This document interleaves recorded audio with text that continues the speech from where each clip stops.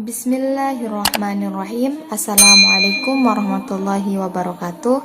Perkenalkan, nama saya Vina Nawarul Uyun Fitriah dari Prodi Pendidikan Biologi semester 2. Di sini saya akan membahas materi tentang perbedaan pendidikan jasmani, pendidikan olahraga, dan pendidikan kesehatan.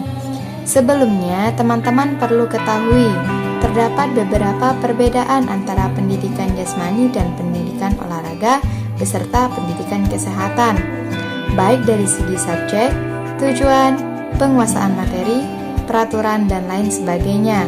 Untuk kali ini, saya akan membahas perbedaan pendidikan jasmani, pendidikan olahraga, dan pendidikan kesehatan.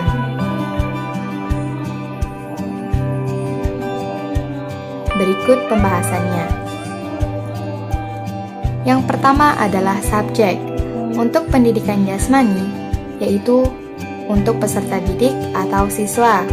Sedangkan untuk pendidikan olahraga, khusus untuk para atlet, baik atlet dari cabang olahraga tertentu, misalnya dari cabang sepak bola, bola voli, renang, dan lain-lain.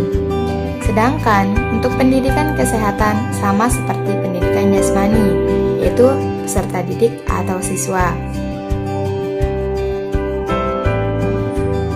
Dari segi tujuan, untuk pendidikan jasmani yaitu meningkatkan kemampuan siswa dalam mencapai tujuan pendidikan. Tujuan untuk pendidikan olahraga yaitu meningkatkan atau mencapai prestasi tertinggi pada cabang olahraga tertentu. Sedangkan tujuan pendidikan kesehatan supaya peserta didik memiliki pengetahuan tentang ilmu kesehatan, termasuk cara hidup sehat. Selanjutnya yaitu dari segi penguasaan materi. Untuk pendidikan jasmani, cenderung tidak dipaksakan kepada siswa atau peserta didik, sehingga siswa itu mengetahui teknik dasar saja sudah cukup. Selanjutnya, untuk pendidikan olahraga, cenderung lebih dipaksakan, karena para atlet harus menguasai teknik-teknik dasar dari cabang olahraga tertentu. Selanjutnya yaitu pendidikan kesehatan. Cenderung tidak dipaksakan karena pendidikan kesehatan di sekolah meliputi pada materi kebugaran jasmani terkait dengan kesehatan saja. Kemudian dari segi sarana dan prasarana. Sarana dan prasarana untuk pendidikan jasmani dapat dimodifikasi atau diubah. Contoh, misalkan pada permainan bola voli, kemudian siswa jumlahnya 20, tetapi bola voli hanya ada 1. Itu bisa dimodifikasi dengan bola plastik. Kemudian untuk pendidikan olahraga, sarana dan prasarana harus sesuai dengan standar yang sudah ditetapkan atau tidak dapat dimodifikasi. Selanjutnya yaitu pendidikan kesehatan. Sarana dan prasarana dalam pendidikan kesehatan harus sesuai standar yang sudah ditetapkan di UKS, seperti perabotan, alat, sebagainya. Kemudian, dari segi penyampaian materi, untuk pendidikan jasmani melalui pembelajaran di sekolah. Dan untuk pendidikan olahraga, harus dengan latihan secara berulang-ulang, sehingga peningkatan pada atlet semakin meningkat.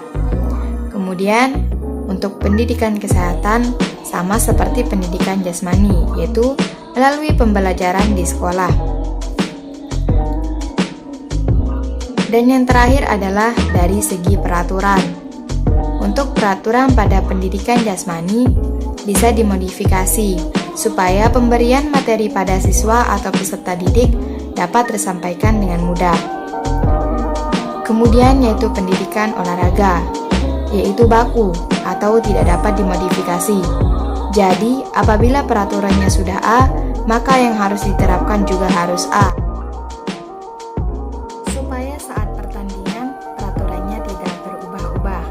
Selanjutnya, peraturan pada pendidikan kesehatan. Untuk peraturan dalam pendidikan kesehatan diatur dengan peraturan pemerintah.